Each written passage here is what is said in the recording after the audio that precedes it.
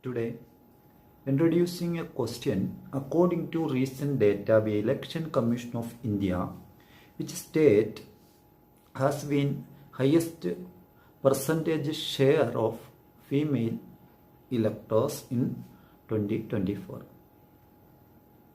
The Election Commission of India released 42 statistical report for the 2024 Lok Sabha elections and 14 a report for assembly elections in Andhra Pradesh, Arunachal Pradesh, Odisha and Sikkim.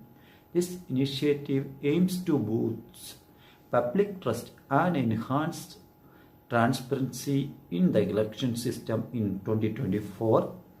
47.63 crores women's electors were registered according for 48.62% of the total electors. Puducherry and Kerala has the highest female electors at 53.03% and 51.56%. Note the question. According to recent data by Election Commission of India, which state has been highest percentage share of female electors in 2024?